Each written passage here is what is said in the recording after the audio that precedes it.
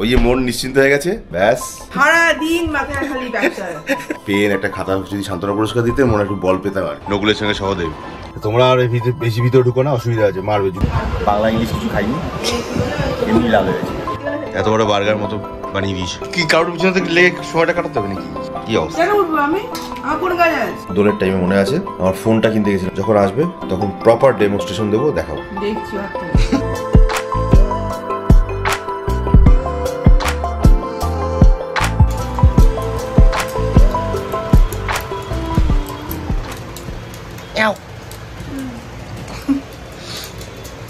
Good morning. বউ হাসছে, বলছে good morning and welcome back to our channel. বেলা বাজে 12:40। আচ্ছা, যে যখন জাগে তখনই তো সকাল হয় নাকি? আজকে ঘুম থেকে উঠেছি 11টা বাজে, সকাল 11টায়। তাও একজনের ফোন যদি না আসতো বোধহয় আরো আধা ঘন্টা 1 ঘন্টা ঘুমিয়ে পড়তাম। রিবা বাজার করে এসছে তখন 12:15। হ্যাঁ, আজকে আমার বাজার করতে যাওয়ার কথা ছিল। খেপে গেছে যে আমি ঘুমাচ্ছিলাম বলে আমার ডাকেও নি। দেখেছি অনেকবার, তুমি ওঠো না। দেখেছিলে? আমি ডেকেছি, মেয়ে ডেকেছি, করেছি আমার ঘুম করেছি। সকালবেলা 6টা 6:30 সময় ঘুম পেয়ে গেছে। ফোনটা খুলে একবার দেখেছি কি এই সানডে, মানে কোনো কাজ নেই, একবার ভাবলাম কয়েক সেকেন্ডে হ্যাঁ ঠিক আছে, ব্যাস ওই যে মন নিশ্চিন্ত হয়ে গেছে, ব্যাস আর কি। তারপরে এ নাকি ডেকেছে, মেয়ে ডেকেছে, আমি টেরও পাইনি, এমন করে আবার শুয়ে পড়েছি। তো রেগে মেগে বউ চলে গেছে একা বাজারে। গিয়ে কি এনেছো গো? অনেক কিছু এনেছো, দাও। 1 গাদা সবজি, চিড়ে, মাছ এনেছো, তাই তো? কি মাছ এনেছো গো? পমফ্রেট মাছ। এটা কি? বাতাসা মিষ্টি। কি করবে, দোকান দেবে? আবার বাজে, সারা দিন মাথায় খালি ব্যবসা। তো রাইফেল ক্লাবের তন্ময়দাকে ফোন করেছিলাম যে স্যার খাতা বা একটা পেন এরকম কিছু সান্ত্বনা পুরস্কার দেওয়া হচ্ছে কি? তন্ময়দা হো হো করে হাসছিলেন, বলছেন না না এরকম কোনো ব্যবস্থা নেই, শুধুমাত্র 1 2 3 কে দেওয়া। তাহলে স্যার এই বছরের মতো আমার কোনো চান্স নেই, আমাকে মাফ করে দিন। আর কি করে? বলে কেন, কত নাম্বার হয়েছে আপনার? ওই কত 304 না কত। বলে তাহলে তো খুবই ভালো, অ্যাজ এ বিগিনার যথেষ্ট ভালো, আমি দেখেছি আপনার। দেখে কি করবেন স্যার, কাঁচা লঙ্কা বা একটা পেন একটা খাতা যদি সান্ত্বনা পুরস্কার দিতে মনে একটু বল পেতাম আর কি। জোকস অ্যাপার্ট, বাট প্রাইজ ডিস্ট্রিবিউশনে আলটিমেটলি আমাকে যেতেই হবে এমন কোনো ব্যাপার থাকলো না, ওটাই জেনে নিলাম আর কি। যে সান্ত্বনা পুরস্কার দিলে হয়তো যেতে হবে, গিয়ে দাঁড়িয়ে থাকে অ্যাজ এ বিগিনার। এই নাও তোমাকে একটা একটা পেন দেওয়া হলো। প্রায় 1:15 বাজে, ভিডিও আপলোড করা হয়নি, রেডি করা হয়নি, ঘুমিয়ে পড়েছিলাম। তো কি করবো, ফটাফট এখন ভিডিওটাকে আপলোড করে নেক্সট প্রোগ্রাম দেখাচ্ছি। বাই দ্য ওয়ে, কাজ করতে শুরু করছি। আজকে কিন্তু খুব সাবধানে থাকতে হবে, আজকে hottest day of the summer হতে চলেছে। 42+ বা 43 কাছাকাছি টেম্পারেচার হবে বলছে। বাড়ি থেকে বেরোবার কোনো স্কিম নেই আমার 5টা 5:30টার আগে। প্রায় 4:30 বাজে। হ্যাঁ, দুপুরে খাওয়া দাওয়া হয়ে গেছে আপনার? কখন? 1:30টার সময় নিশ্চয়ই, একটু আগে। হ্যাঁ, ওই দেখ আরেকটাকে দেখ, মহাবত দেখে যাচ্ছে। বলো কেওর কি আইটেম? মাছ খাবো না বলেছি। হ্যাঁ, আর কি? ওই দেখ মহাবত দেখতে বসে গেছে পাশে একজন, নকুলের সঙ্গে সহদেব। এতক্ষণ দেখছিলাম মহাভারত, প্রায় 1 ঘন্টা। এখন আবার পড়েছে মহাকাব্য নিয়ে, বই নিয়ে। চলো, আজকে 3 জন, 5:45 বাজে, 3 জনে যাচ্ছে একটু ঘুরতে, বেরু করতে। কোথায় যাবো? জলবিহার করতে, বলে সুইমিং। গাড়ি নিয়ে যাবো, 3 জনে যাচ্ছি যেহেতু। ঘন্টু আর ঘন্টুর মা আলাদা করবে, আমি পরের ব্যাচে করবো। আরে জলে লাভ দেবো, জলে। ওফ, এই গরমে কোথায় পারা যাচ্ছে না, এসি বেশি কাজ করছে না, সেটা জলে লাভ দিই। চলো মুভ। সেই বেরোতে 5:58 হয়ে গেল, যদিও 6:15 ক্লাস। 15 মিনিটে পৌঁছে যাবো আশা করি। কি ঘন্টুর মা? দেখা যাক। ওরা তো আবার গাড়ির থেকে বাসের প্রতি ভরসা বেশি, বাস 10 মিনিটে পৌঁছে দেয়, গাড়ি পৌঁছায় না। চলে এসছি 6:10, গাড়ি আমার পার্ক করা হয়ে গেছে।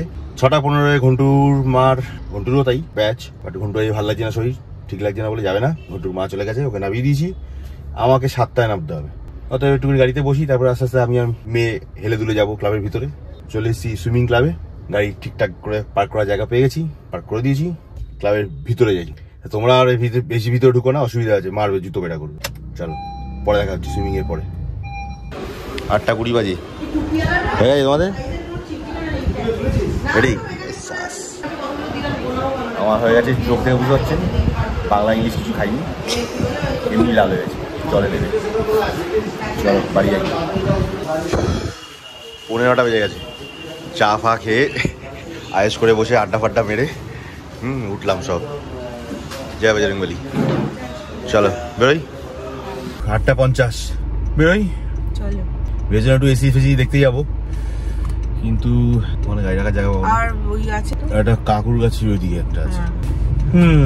কবে খোঁজ নেবো? দিনের বেলা তো বেরোনো যাচ্ছে না, রাতের বেলাও খোঁজ নেওয়া যাচ্ছে না। দেখি কালকে, কাল সবই তো একদিন একই অবস্থা, লোক ডাকাতে হবে, কিছু উপায় নেই। চলো বেরোই।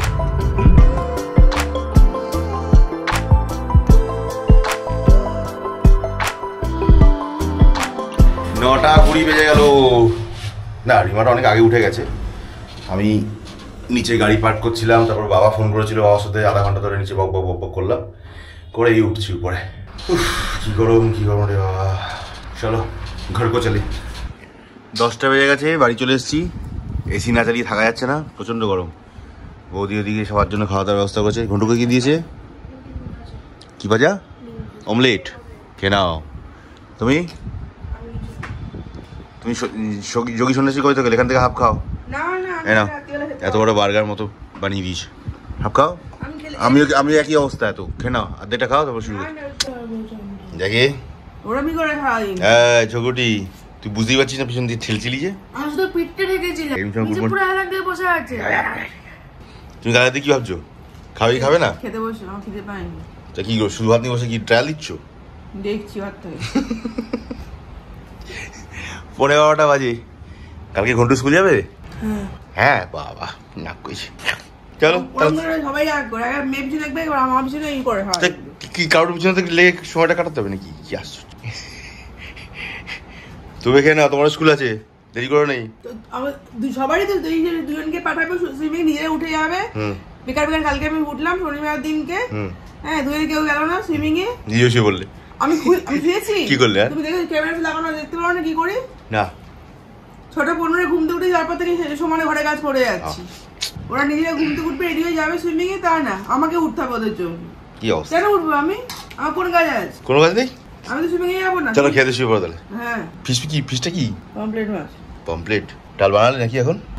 বানালে ফোড়ন দিলাম, চটপট খেয়ে ভাগি। প্রায় 1:45 বাজে, 1:10 শুয়ে পড়বো তাড়াতাড়ি, কারণ কালকে মেয়ে স্কুলে যাবে। কতদিন বাড়িতে বসিয়ে রাখবো? স্কুল থেকে কোনো রকম নোটিশও দিচ্ছে না ছুটির জন্য। এদিকে ওয়েস্ট বেঙ্গল গভর্নমেন্ট নাকি রিকোয়েস্ট করেছে সমস্ত স্কুলগুলোকে, প্রাইভেট স্কুলগুলোকেও, যে তারা যেন বন্ধ রাখে টেম্পোরারি, অন্তত এই হিট ওয়েভটা না চলে যাওয়া অবধি। এখনো পর্যন্ত এদের স্কুল থেকে তো কোনো রকম রেসপন্স কিছু আসেনি, যদিও আমি 2 দিন আটকে রেখেছিলাম। বাট কালকে আপাতত স্কুলে পাঠাচ্ছে মা, কারণ এদের স্কুলের না সিস্টেম বড় বাজে। 80%-এর নিচে নাকি পার্সেন্টেজ তাদের হয়ে যাচ্ছে, অ্যাটেন্ডেন্স ফেল করিয়ে দিয়েছে। এরকম 48টা স্টুডেন্টকে নাকি এই বছরই ফেল করিয়েছে 8 থেকে 9-এ ওঠার জন্য। এরা রিস্ক নিতে পারছে না আর কি। যাই হোক, দেখা যাক কালকে দিনটা কোনো কষ্ট করে পাঠাক, প্রিকশন করে পাঠানোর তো চেষ্টা করা হবে। বাকি যদি স্কুল থেকে কালকে কোনো নোটিশ দিয়ে বন্ধ করে 2, 3, 4 দিন, 7 দিনের জন্য অন্তত, তাহলে অন্তত রেহাই। ফের গরমটা একটু কমলে তখন না আবার স্কুল চালু করলো। সামার ভ্যাকেশন তো আসছেই, লেটস সি কি করে।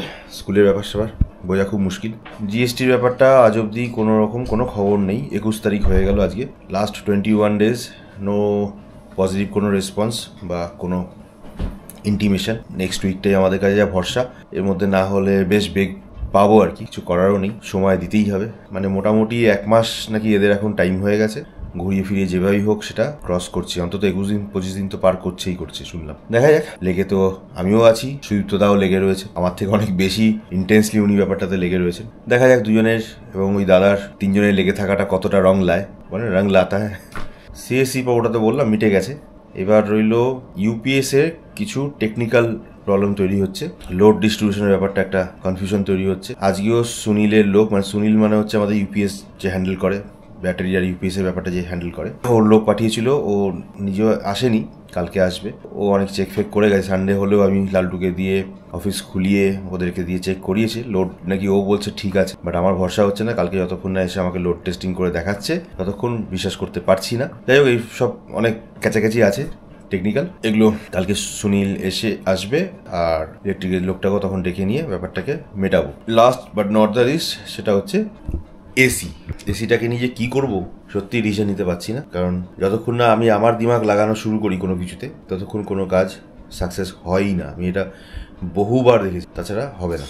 এটা একদম প্রতিবারের ঘটনা। একটু আগে সেই কথাই মেয়েকে বলছিলাম যে জিনিসে আমি মাথা লাগাবো না, সেই জিনিসে নিয়ে মানে পড়াশোনা করবো না, সেই জিনিসটা নিয়ে। সেই জিনিস যদি আমার ঘরে আসে বা আমার সে আলটিমেটলি ব্লান্ডার হয় ওঠে। আমাদের ঘরে একটা জিনিস আমরা ইউজ করেছি 5 বছর আগে থেকে আমার কেনা, হোম ক্লিনার একটা হয়, রোবোটিক হোম ক্লিনার। ওটা আমার ঘরে আছিল প্রায় 3-3.5 বছর, ঠিকঠাক চললো। ওটা চলবার পর যখন ওটা খারাপ হওয়ার টাইম হলো, আমি আগের বছর ঠিক এরকম মার্চ এপ্রিল মাসে নাগাদ দোলের টাইমে মনে আছে আমার ফোনটা কিনতে গেছিলাম। আইফোনটা সেদিনকেই কিনেছিলাম। সেদিনকেই আমি ওই জিনিসটা হঠাৎ করে দেখে পছন্দ হলো, 30,000 টাকা মতো দাম পড়েছিল। কি যে হুজুগ উঠলো, আমার কাছে যেটা ছিল ওটার থেকে ওটা একটু আপগ্রেড, হ্যান ত্যান, একটু ভালো ক্যামেরা ফ্যামেরা লাগানো আছে, ওই দেখে কিনে নিয়ে চলে এসেছিলাম। জিনিসটা এত বেকার, ওর নাকি মাদারবোর্ডের প্রবলেম আছে। পরে রিমা জেনেছিল, রিমা ফোনটাতে সফটওয়্যার লোড করা ছিল, আজ অব্দি ওটা দিয়ে প্রপারলি কাজ করাতে পারি না। যেখানে ধাক্কা খাচ্ছে সেখানে গুতিয়ে যায়, ধাক্কা খেয়ে ওর মধ্যে ঢুকে গিয়ে আটকে গেছিল বহুবার। তারপর থেকে ওটাকে ইউজ করাই বন্ধ করে দিয়েছি। অথচ তার আগে যেটা ওতে লো গ্রেডের মাল ছিল বলে, আইফের বলে একটা কোম্পানি ছিল,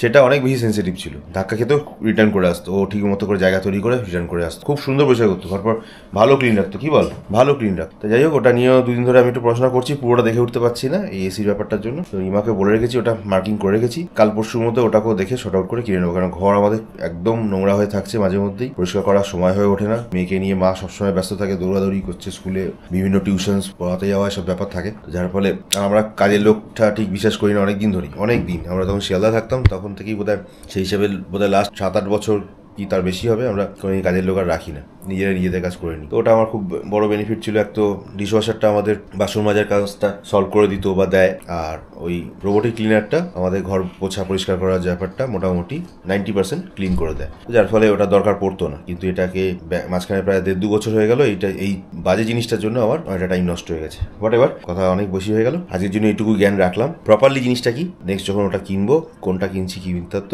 যখন আসবে তখন প্রপার ডেমনস্ট্রেশন দেবো, দেখাবো, ঠিক আছে? বাকি আজকে সুইমিংয়ে গেছিলাম আমি, মানে এরা তো যায়, আমি বোধহয় প্রায় 14-15 বছর পরে ফের সুইমিংয়ের জন্য প্রপারলি সুইমিংয়ে নাম লেখালাম এবং সুইমিংয়ে নামলাম, জলে নামলাম 14-15 বছর পরে। তো নেবে ভালোই লাগছিল, দেখি কতদিন কি করে উঠতে পারি, কারণ ক্লোরিনের জলটা আমার খুব একটা সহ্য হয় না, অসুবিধা হয়। যদি ইউজ টু হয়ে যায় তো ভালো কথা, না হলেই লেটস সি। চলো, good night, stay healthy, stay fit and stay connected. Bye bye, tata.